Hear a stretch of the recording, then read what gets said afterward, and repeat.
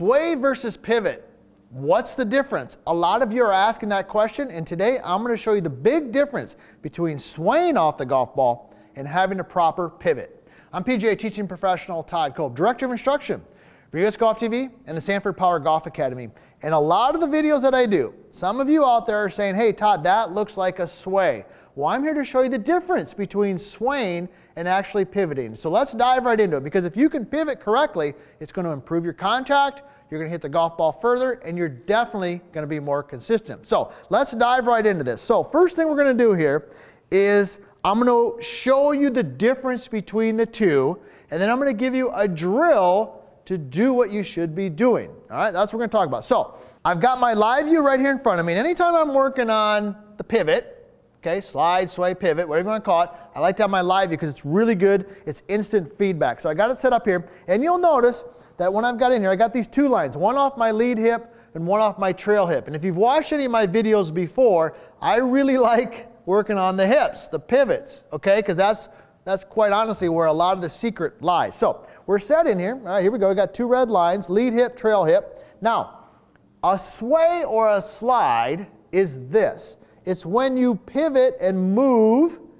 towards the right foot, the trail foot, okay, and then you start to turn. But notice where I've moved relative to that original red line. So let me go back here and show you again. See the red line?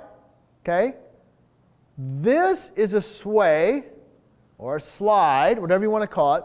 This is a bump and a turn. Okay, there's a distinct difference between the two. So when I'm doing videos and I tell you you got to shift your weight front side to trail side, you can do that, okay, without swaying. So let me get set in here again. Let me show you what I mean by that. So I'm set in here. I can bump the hip a little bit and then pivot. Okay, so notice when I get to the top, that red line is still on the inside of my lead hip. This is a sway or a slide, okay, because you want to move your pressure from front to trail foot because it's what gives you distance. So let me hit a shot, then we're going to walk through some more details. So I'm going to hit the first one on what I would consider a sway or a slide. Okay, and here's what you watch my hip movement. Okay, now that, I mean, it was okay. It was definitely on the toe, but didn't have much compression at all. Now let me hit one the way I want you to do it, and I'm going to show you a couple ways you can feel it and some drills.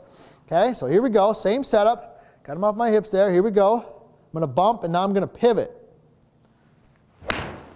Okay, that was definitely more compression at the bottom, lower trajectory, and even though I'm hitting to a net, I know that one went a little bit further. So how can you feel this? Well, here's the first thing. I want you to be aware of when you move your weight, your pressure, from front foot to trail foot, where on the trail foot it lands or ends up. Let me show you. Here we go. So I'm set in here. Now if I move my weight from my lead foot to my trail foot, okay, and I let that weight go to the outside of my foot, so from face on here, I'm lead side heavy, 60-40, because if you watch any of my videos, I love the 60-40, okay, here. And if I let that weight, that pressure go to the outside of my foot, that's a sway. That's a sway or that's a slide. So from face on, I'm here. Okay, I move this way. If that weight moves to the outside of my foot, that is definitely a sway or slide. You have no power at all. You want that weight, that pressure, to be on the inside of the foot. Okay, so let me go ahead and do it again here. I'm going to show you a drill to feel that. Okay, here we go. Set up, take it to the top, boom, right there. Now I can feel weight on my right foot, but it's on the inside of my heel.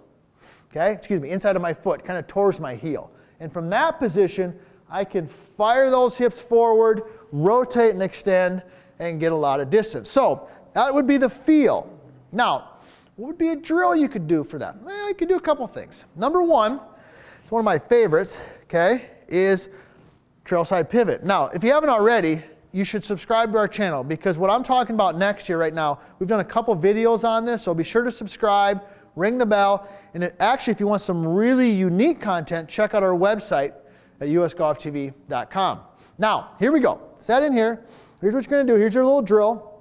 You're going to take your trail foot, your right foot, for a right-hand golfer, and we swing it back, you're just going to step back a little bit. Now, as I do that, what you'll notice, looking at live view here, you'll see your upper body stays pretty centered. Okay? So what I'm doing here is I'm feeling how my hips can turn without sliding. Let me do it from face on. This is gold right here, okay? This is gold. You're set in here, okay? Little pivot this way. See that? See how my hips turned? Okay, that is the opposite of this. So you got to feel that. So I always do a 3-setter. This is a tip I picked up from my good friend Jonathan Moore. This guy's a smart guy. All right, if you've never heard of him, you should check it out. He's got some really great videos. He's a great player, and he's a smart coach. So I would do a 3-setter. Here we go. There's little 1, little 2, little 3, just little taps. Good. Now I got the feel. I know how my body's working. Now I'm going to hit a shot. Okay, that felt good. A little bit on the toe, maybe tab behind it, but you get the idea. Now, what would be another one that we could do? Well, a couple different things that we could do. Sometimes what we'll do is we'll just do little step back. So we're here, I'll put my feet together and I'll just step to the right and turn. Boom, this is another good one. Because you're not going to naturally step to the right and let your weight go to the outside of your foot because you feel like you're instinctively, you would feel like you're going to fall over. So when you step, you're just going to feel like you're stepping on the inside of that foot. So once again, do a little 3-setter. Feet together. Here we go. Boom. There's 1. There's 2. Notice how the hips are moving. You can see it in the live view there. Okay, now I got the feel. Now I'm going to go ahead and repeat that motion. So slide and sway versus pivot. If you pivot, you're going to improve your consistency, you're going to improve your contact, and you're definitely going to get more distance. These tips that I shared with you today are going to help you do exactly that.